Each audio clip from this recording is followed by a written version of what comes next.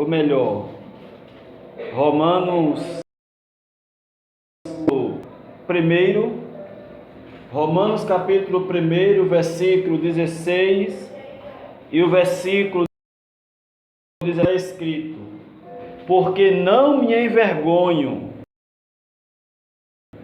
de Jesus Cristo, pois é o poder de Deus para a salvação de todo aquele que crê, primeiro do judeu e também do grego, ou do gentio, ou dos não-judeus, porque nele, no Evangelho de Cristo, se descobre a justiça de Deus de fé em fé, como está escrito: o justo viverá da fé. Amém? Uma das cartas escritas pelo apóstolo Paulo, que é a carta escrita aos Romanos, onde Paulo ele tinha em mente um propósito pelo qual ele iria escrever a carta aos Romanos. A carta de Paulo escrita aos Romanos é considerada um evangelho. A carta de Paulo aos Romanos é a carta onde Paulo ele vai explicar o evangelho que ele anunciava. Na carta de Paulo aos Romanos, ele vai explicar, ele vai anunciar uma defesa ao evangelho. A carta de Paulo, além de ser uma carta onde ele explica o evangelho que ele pregava, é uma carta onde ele defende aquilo que ele pregava.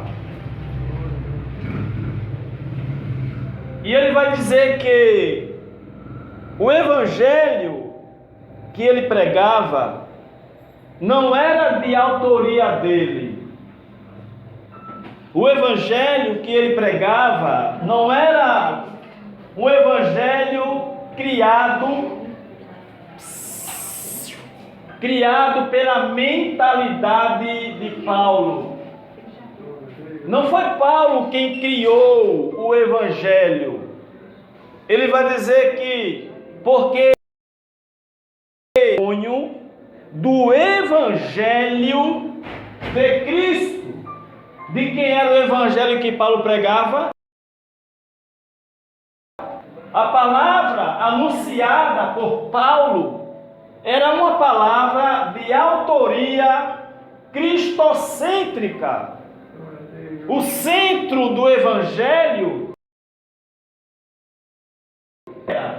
não era Paulo, não era Pedro, não era João, era Cristo. Então Paulo ele pregava Cristo, ele anunciava Cristo. E o que significa pregar Cristo? O que significa anunciar Cristo?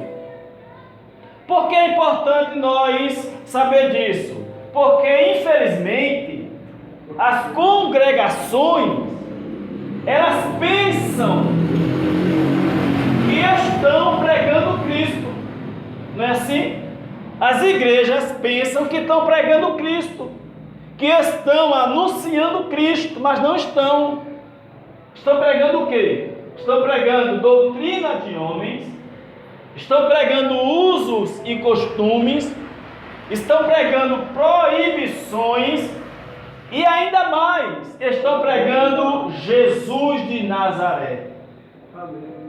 E não é para pregar Jesus de Nazaré. Não é para pregar Jesus de Nazaré, é para pregar quem? O Cristo. Entendeu, irmãos? E o que significa pregar Cristo? O que significa falar de Cristo? O que significa anunciar Cristo? é anunciar o que ele fez. Amém? Amém. Mas as igrejas não pregam o que Cristo fez, pregam o que você tem que fazer. Entendeu, irmãos? Tiram o sacrifício de Cristo e colocam o sacrifício do homem. Eles não pregam o resultado, ó irmão, o resultado daquilo que Jesus fez. É por isso que Paulo, ele escrevendo em Coríntios, na sua segunda carta aos Coríntios, no capítulo 2, 2 Coríntios capítulo 2, olha o que Paulo anunciava, olha o que Paulo pregava. 2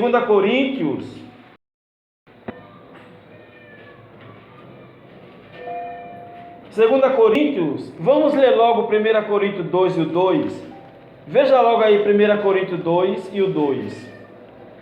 1 Coríntios 2 e o 2. Olha o que Paulo diz. 1 Coríntios 2 e o 2. Aí diz assim o título: o caráter da pregação de Paulo em Corinto. O que é caráter? A qualidade. Amém? A qualidade da pregação que Paulo anunciava. Ele vai dizer, 2 Coríntios, capítulo de número 2, e o versículo de número... Vamos ler do primeiro.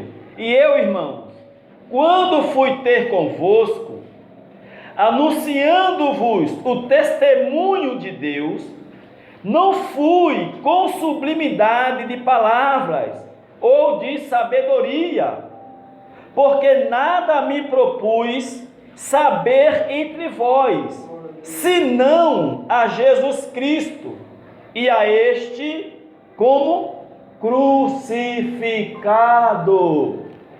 O que é que Paulo pregava? O Cristo crucificado. E o que significa pregar o Cristo crucificado? É pregar da ressurreição para frente, não é para trás. Mas o que é que estão pregando aí fora? Estão pregando da cruz para trás.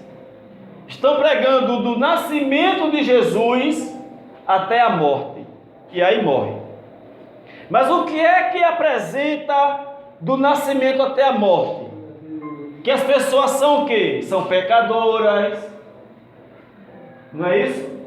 Que as pessoas são pecadoras, que o diabo está aí matando.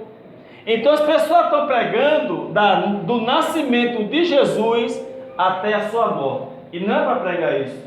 É para pregar da ressurreição para frente. Porque da ressurreição para trás é o cumprimento do que ele fez. Entendeu, irmãos? É a obra que ele fez. E da cruz e da ressurreição para frente é os benefícios daquilo que ele fez. É o resultado do que ele fez. E o que é que nós vemos na pregação de Paulo? Aí Paulo diz isso aí em 2 Coríntios. 2 Coríntios capítulo 2, versículo 12. 2 Coríntios 2 e o 12. Ora, quando cheguei a Troade para pregar o quê? O evangelho de quem? De Cristo. O que é que Paulo pregava? O evangelho de Cristo. Amém? Então Paulo não pregava que você tem que pagar preço para ser salvo. Paulo não pregava que você tem que dar o dízimo para ser abençoado. Pelo contrário, Efésios 1 primeiro, o que é que ele diz? Bendito seja o Deus e Pai de nosso Senhor Jesus Cristo, o qual nos fez o quê? Abençoou com todas as sortes de bênçãos nos lugares celestiais, por intermédio de quem? De Cristo Jesus. Observe que Paulo, ele não pronuncia a palavra Jesus de Nazaré. Sabia disso? Sabia que na pregação de Paulo, ele não fala, ele não pronuncia Jesus de Nazaré, mas ele sempre fala Jesus Cristo, ele sempre fala o Cristo. Por quê? Porque Paulo, ele não está falando de um Jesus que ainda não ressuscitou. Paulo, ele não está falando de um Jesus que viveu no tempo da lei. Ele está falando de um Cristo glorificado. Ele está falando de um Cristo que ressuscitou. Ele está falando de um Cristo que nos perdoou de todos os nossos pecados. Ele está falando de um Cristo que, pela sua graça, pela sua misericórdia, pelo seu sacrifício, ele nos salvou. Então, o caráter da pregação de Paulo, a qualidade da pregação de Paulo, era pregar, era falar, era anunciar o que Jesus ele fez na cruz. Então Paulo vai escrever a carta aos Romanos, e ele vai dizer: porque não me envergonho do Evangelho de Cristo. O que é Evangelho? Evangelho, no grego, é Evangelion, que significa boa notícia. Então, o que é o Evangelho? O Evangelho é uma boa notícia. Não é uma notícia, você é pecador, isso é boa notícia. Você é pó, você é cinza, isso é boa notícia. O diabo isso é boa notícia. Jesus está voltando, te conserta, isso é boa notícia. Não é boa notícia. Isso é o quê? Isso é uma notícia ruim. Mas o que é que estão pregando aí fora? Te prepara não. De todo jeito não entra. Isso é boa notícia, irmãos? Não. O Evangelho é o quê? Boa notícia. O que significa boa notícia? É uma notícia, é uma palavra, é uma mensagem benéfica que vai beneficiar quem está ouvindo, ainda que seja uma correção, porque Deus corrige aquele que Ele ama. Então, qual o propósito do Evangelho? Qual o propósito da pregação? Qual o propósito da mensagem? É o que dizem em Romanos, ou melhor, em Coríntios 14:3, porque o que profetiza para a edificação, a consolação e a exortação. Então esse é o caráter da pregação. Esse é um dos propósitos da pregação: edificar, consolar e fortificar aquele que está ouvindo. Por que fortificar? Porque a palavra ela é alimento. A palavra ela alimenta o nosso espírito. A palavra nos fortalece. A palavra nos ilumina. A palavra nos guia. A palavra nos conduz à ação e à direção certa. Então Paulo diz: porque eu não me envergonho do Evangelho de Cristo. Por que ele disse isso? Porque as pessoas, a maioria das pessoas, elas não aceitavam o que Paulo falava. As pessoas, elas não acreditavam no que Paulo falava. E muitos até diziam: Paulo está louco. Quem foi que disse isso a Paulo? Por que somente Paulo prega essa doutrina e mais ninguém prega? Porque de onde foi que Paulo tirou essa ideia?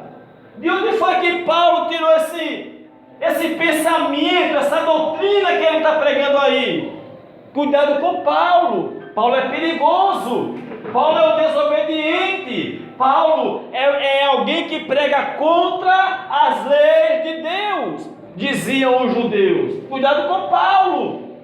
O que é que faziam? Perseguiam Paulo. Capítulo 9 de Atos, Paulo, novo convertido, recebeu em parte a revelação da graça e começou a pregar, começou a falar. O que é que fizeram? Perseguiram Paulo.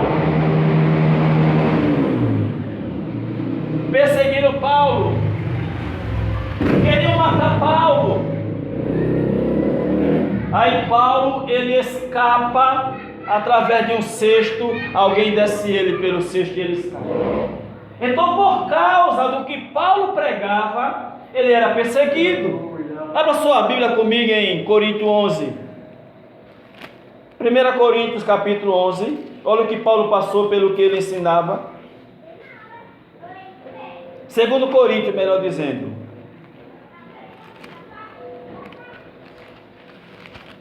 Segunda carta de Paulo aos Coríntios, capítulo 11.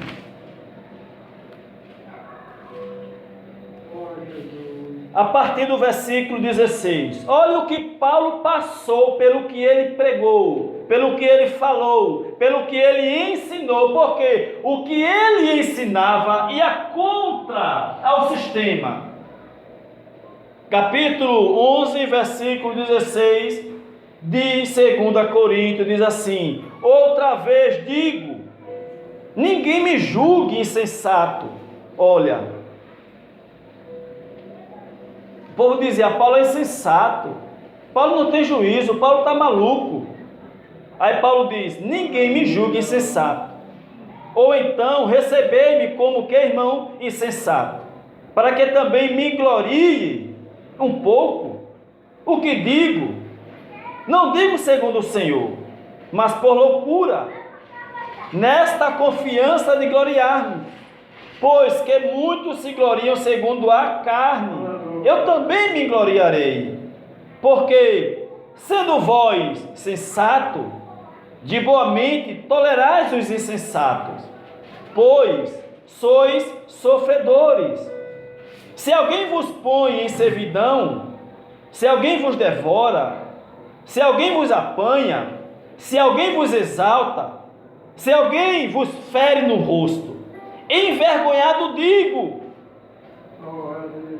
como se fôssemos fracos, mas no que qualquer tem ousadia, como com insensatez falo, também eu com ousadia. São hebreus? Também eu. São israelitas? Também eu.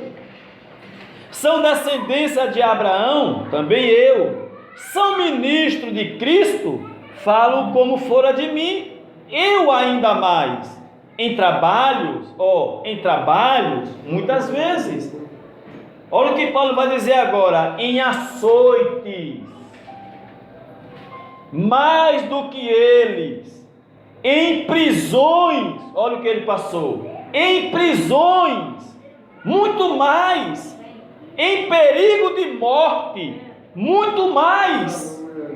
Versículo 24, recebi dos judeus 5 quarentenas de açoite menos uma. 3 vezes fui açoitado com varas. 1 vez fui apedrejado. 3 vezes sofri naufrágio. 1 noite e 1 dia passei no abismo. Em viagens muitas vezes. Em perigos de rios. Em perigos de salteadores. Em perigos dos da minha nação. Em perigos dos gentios. Em perigos de cidade, em perigos no deserto, em perigos no mar, em perigos entre os falsos irmãos, em trabalhos e fadiga, em vigílias, muitas vezes em fome e sede, em jejum, muitas vezes em frio e nudez. Além das coisas exteriores, me oprime cada dia o cuidado de todas as igrejas. Quem enfraquece, que eu também não enfraqueça. Quem se escandaliza, que eu não me escandalize. Se convém gloriar-me, gloriar-me-ei no que diz respeito à minha fraqueza. O Deus e o Pai de nosso Senhor Jesus Cristo, que é eternamente bendito, sabe que não minto. Em Damasco, o que governava sobre o rei Aretas, pôs guardas às portas da cidade dos Damascenos, para o que, irmãos? Para me prenderem. E fui descido no cesto por uma janela da muralha, e assim escapei de quem? Das suas mãos. Queriam matar Paulo. Olha o que Paulo passou pelo Evangelho. Olha o preço que Paulo pagou por ele ter pregado o que ele pregou. E não somente isso. Abra sua Bíblia em 2 Timóteo. 2 Timóteo, capítulo 4.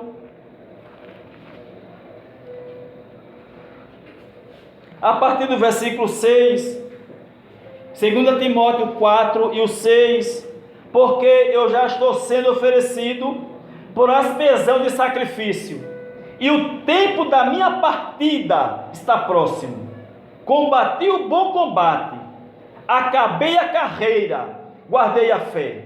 Amém. Desde agora está guardada a coroa da justiça, a qual o Senhor, justo juiz, me dará naquele dia, e não somente a mim, mas também a todos quanto amarem a sua vida. O que é que Paulo passou pelo Evangelho? Passou fome.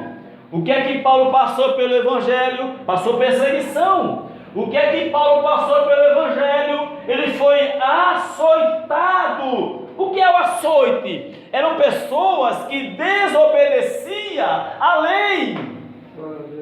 E essas pessoas, elas eram amarradas em tronco, tirava a sua camisa, rasgava a sua camisa, as costas nuas, e ele começava a levar a chibatada. E no chicote era osso de carneiro ou bolinhas de chumbo. E cada tacada que dava, abria-se cortes profundos nas costas, porque a pessoa que levava um açoite, a pessoa que era açoitada, ela estava sendo açoitada porque ela havia cometido um crime. Amém? Ela havia cometido um crime. Ela era vista como uma pessoa rebelde, uma pessoa desobediente à lei de Deus e à lei do Estado. Jesus foi açoitado. Lembra de Jesus? Que rasgaram suas vestes. Os soldados começaram a açoitar Jesus. Começou a chicotear Jesus. Por quê? Porque Jesus também era visto como um malfeitor. Jesus também, ele era visto como um rebelde, uma ameaça para a sociedade. Então Paulo, ele era visto como uma ameaça. Assim somos nós. Como é que as igrejas me veem aqui em Serrambi? Com uma ameaça. Uma ameaça para a nação. Uma ameaça para o povo de Serrambi. Uma ameaça para os crentes. E tanto é que os líderes, os pastores, eles não podem nem me ver conversando com o membro da igreja, que vai dizer, cuidado não, viu? Aquele irmão ali, ele distorce a palavra todinha.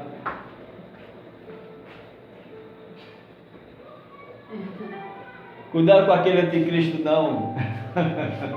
Aquele é um falso profeta, vai. Vê se vem ninguém visitar a gente das igrejas. Vê se vem alguém aqui da Assembleia.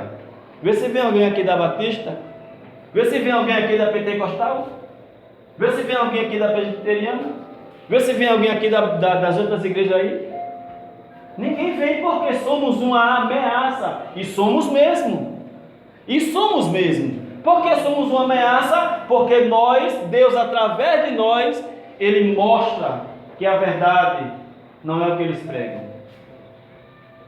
Porque através de nós, Deus mostra a verdade como ela é, nua e crua e sem arrumadinho. Aí Paulo disse, eu não me envergonho do que eu prego. Eu não tenho vergonha, eu não tenho medo de falar aquilo que eu falo. Não, eu não me envergonho do evangelho de quem? De Cristo. De quem é o evangelho? De Cristo. E esse evangelho, ele tem nome. Porque as pessoas não sabem o que é o evangelho de Cristo. Vocês não sabem. As pessoas pensam que sabem, mas não sabem o que é o Evangelho de Cristo, ou quem é o Evangelho de Cristo. O Evangelho de Cristo, ele tem nome, amém? Ele tem nome. Em Atos capítulo 4, versículo 24, esse Evangelho de Cristo, ele é o Evangelho de Deus, é o Evangelho da graça de Deus. Então, o Evangelho de Cristo, ele tem nome. Qual é o nome? Evangelho da graça de Deus. Em Atos 20 e 24. Em Romanos capítulo 1, versículo 1, ele é o Evangelho de Deus. No capítulo 1, versículo 11 e 12 de Gálatas, ele é chamado de revelação. Em 2 Timóteo 4, ele é chamado de sã doutrina. São nomes dados ao Evangelho da graça de Deus. Então, Paulo disse: eu não me envergonho. Eu não tenho vergonha de pregar o que eu prego. Eu não tenho medo de anunciar o que eu anuncio. Ele vai dizer: porque eu não me envergonho do Evangelho de Cristo, porque o Evangelho de Cristo, ele é o quê? Ele é o poder de Deus para a salvação de todo aquele que crê, primeiro do judeu e também do grego. Então, olha o poder que o Evangelho tem. Olha o poder que a verdade tem. Lembra do que Jesus disse? Conhecereis a verdade, e a verdade nos libertará. Olha aí. Então, o Evangelho de Deus, o Evangelho de Cristo, o Evangelho da graça de Deus, ele tem o poder de libertar as pessoas de quê? Do sistema religioso, da mentira, do engano, das doutrinas dos homens, dos preceitos dos homens, porque as pessoas vivem presas. É uma religião. As pessoas, elas vivem presas, porque não podem visitar tal igreja, porque é dessa. Não pode cantar na outra, porque é dessa. Como se Deus fosse apenas deles. Eles fizeram um Deus e disseram: Deus é somente nosso. E a doutrina mais correta é a nossa. E as outras, os outros aí são samaritanos. Esse povo aí não faz parte do nosso povo, não. Como se apenas eles fossem para o céu. Como se o céu fosse única e exclusivamente deles. Mas se enganam, né, irmãos? Enganam-se. Porque independente de crendo ou não crendo, a verdade de Deus prevalece. E a verdade de Deus é: porque pela graça sois salvos, por meio da fé. Quem quiser pregar e dizer que é pelo sacrifício, que pregue. Quem quiser pregar, quem quiser dizer, quem quiser ensinar que para ser salvo tem que pagar preço, que pregue. Só que não é verdade.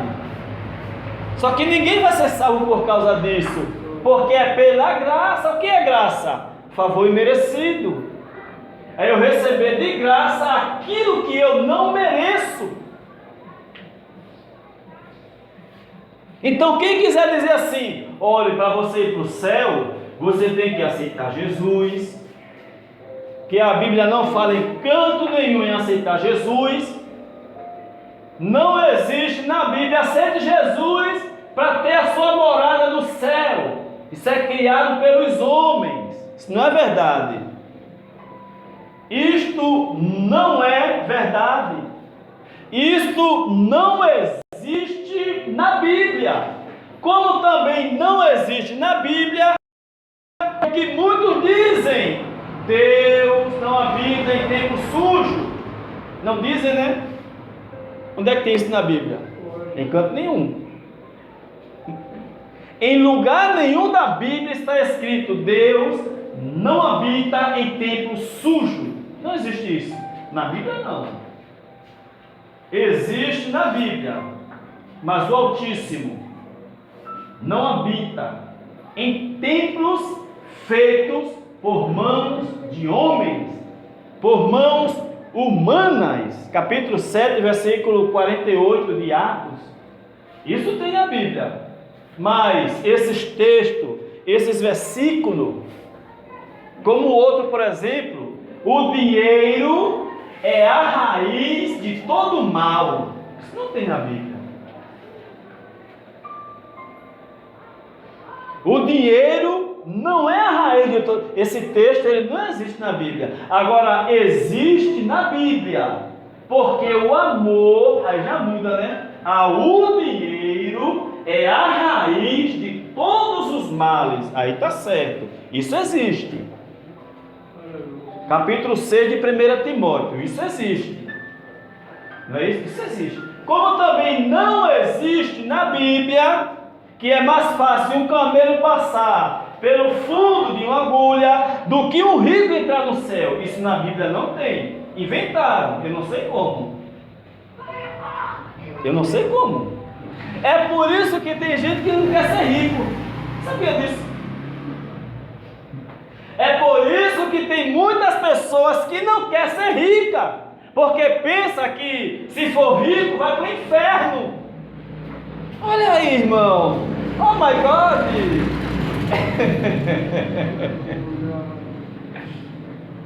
Está vendo como a mente das pessoas está atrofiada, entrevada, parada, irmão, porque aprenderam errado. Não tem na Bíblia. Jesus, a quem foi que ele disse que é mais fácil um camelo entrar no fundo de uma agulha do que um rico entrar no céu? Quem foi que disse isso, irmão? Jesus não. Jesus disse que é mais fácil o camelo passar no fundo de uma agulha do que um rico entrar no reino de Deus. E o que é o reino de Deus? É paz, é justiça, é alegria no Espírito Santo. Romanos 14, 17, isso é o reino de Deus. Entendeu, irmão? Então estão dizendo aí tudo invertido. Aí Paulo disse: eu não me envergonho daquilo que eu digo, do Evangelho de Cristo, porque é o poder de Deus para a salvação. Não é para a salvação eterna, não é para a salvação do Espírito, porque ninguém é salvo porque ouviu o Evangelho. Entendeu? Aí ainda pregam assim, dizem: esse Evangelho vai ter que ser pregado nos 4 cantos do mundo, para que todo mundo seja salvo. Jesus não disse isso também. Então são textos usados e explicados de forma errada. Amém? É pregado, ensinado e explicado de forma errada.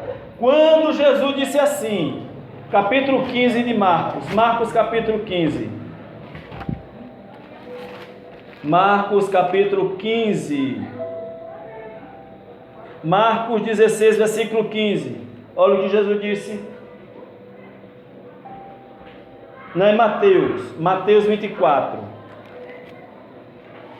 Mateus capítulo 24, versículo 13.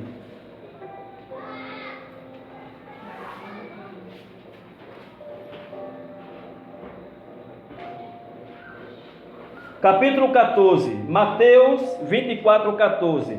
E este evangelho do reino será pregado aonde? Em todo o mundo, em testemunho a todas as nações, e então virá o fim.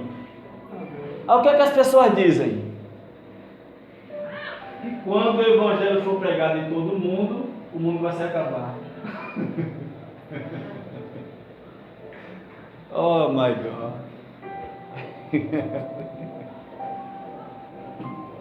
Não é assim que dizem, né? Quando o evangelho for pregado em todo o mundo, nos 4 cantos do mundo, então Jesus vai voltar, vai acabar com o mundo, vai destruir tudo, acabou? Só que não é assim, irmão. O que é que Jesus está dizendo? Este evangelho do reino será pregado em todo o mundo. O que é mundo ali no texto? mundo é o território romano, onde as 12 tribos de Israel estavam vivendo. Entendeu? Era como se Jesus estivesse dizendo: e este evangelho do reino será pregado nos 4 cantos de Roma. Entendeu? Será pregado a todos os judeus.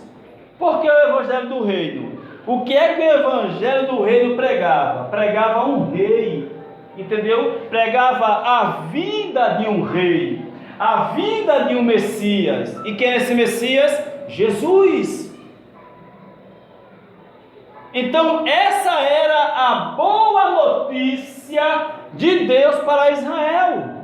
Este era o evangelho do reino. Ele anunciava que o rei de Israel, Jesus de Nazaré, já tinha vindo.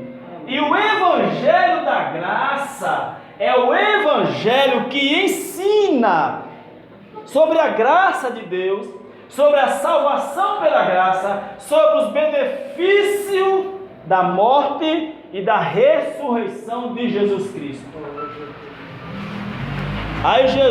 Aí Paulo vai dizer: porque eu não me envergonho do evangelho de Cristo, pois é o poder de Deus para a salvação de todo aquele que crê em quê? Crê no evangelho. Paulo estava dizendo: quem crê naquilo que eu estou pregando será salvo. Salvo aonde? Na mente. Salvo de quê? Do engano. Salvo de quê? Das doutrinas erradas. Era disso que ele falava. Então, pois o evangelho de Cristo, pois é o poder de Deus para a salvação de todo aquele que crê, primeiro do judeu e também do grego, porque nele quem? No evangelho de Cristo se descobre a justiça de Deus de fé em fé. Não é da noite para o dia, irmãos, que a gente vai entender. É de fé em fé. É estudo após estudo. É culto após culto. É pregação após pregação. Aí tem pessoas que querem entender tudo em um culto só. Entendeu? Aí tem pessoa que escuta, já está salvo pela graça. Aí já quer entender tudo de uma vez. Não, aí não entende, não. É de fé em fé. É de grão em grão que a galinha enche o papo. É estudo após estudo. É mensagem após mensagem que nós vamos ouvindo e Deus vai abrindo o nosso entendimento e nós conseguimos entender o verdadeiro evangelho. Mas é como? De fé em fé. Amém? Como está escrito: porque o justo viverá de que, irmãos? Da fé. E aqui já está outra pregação de 1 hora, né?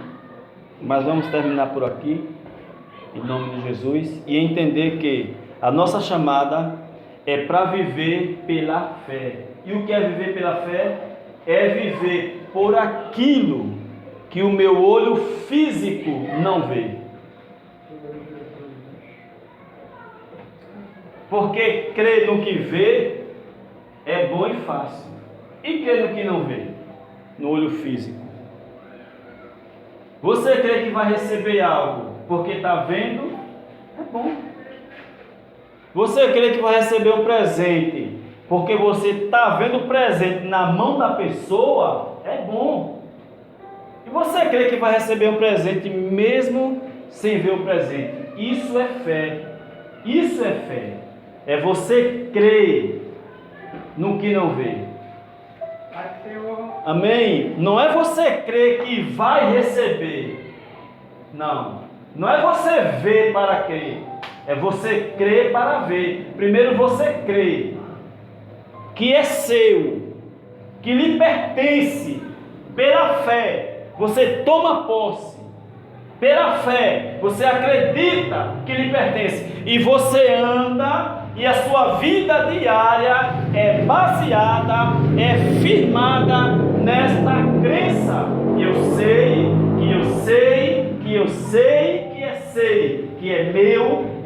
pertence e me pertence. E no tempo determinado se manifestará na sua vida. Isto é viver por fé. Amém? Isto é viver por fé. Lembra do que Jesus disse a Tomé?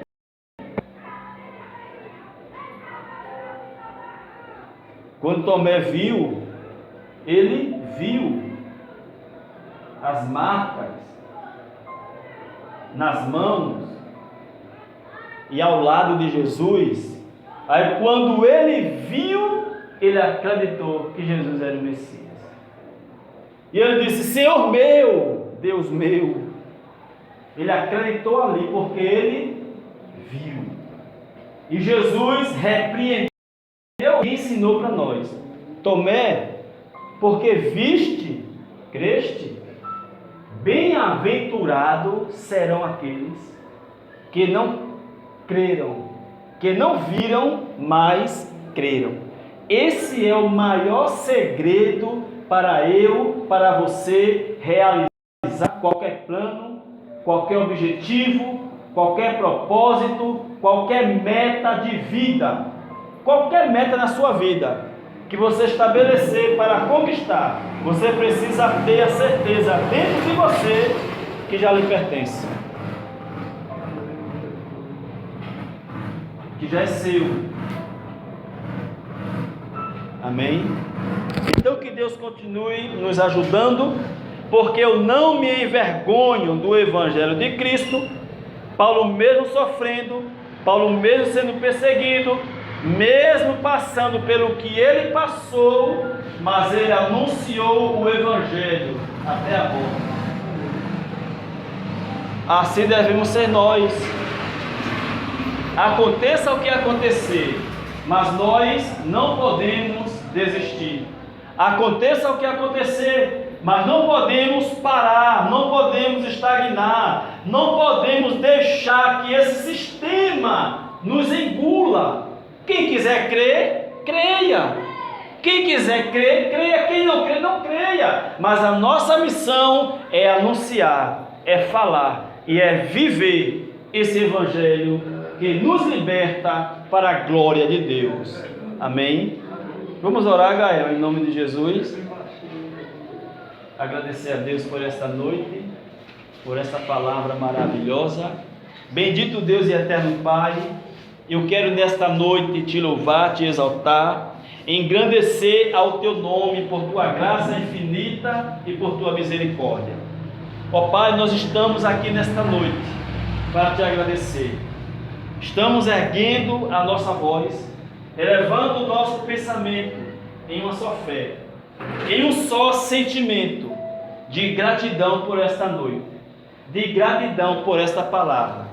Recebe a nossa gratidão, e que assim como Paulo, que não parou, que não desistiu, que não parou, que não desistiu, mesmo em meio às perseguições, mesmo em meio às pedradas, mesmo em meio a tudo o que ele passou, mas ele foi fiel. E ele disse: combati o bom combate, acabei a carreira, guardei a fé.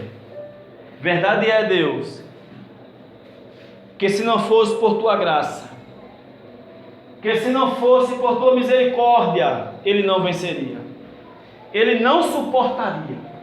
Por isso ele disse: quando estou fraco, então sou forte. Então, Senhor,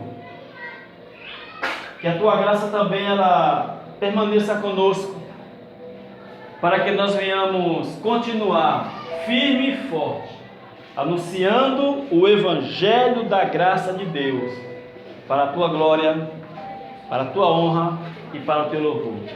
Leva-nos em paz e recebe a nossa gratidão em nome de Jesus. E que o amor de Deus e a graça de nosso Senhor e Salvador Jesus Cristo seja com todos, desde agora e para todos sempre. Amém e amém.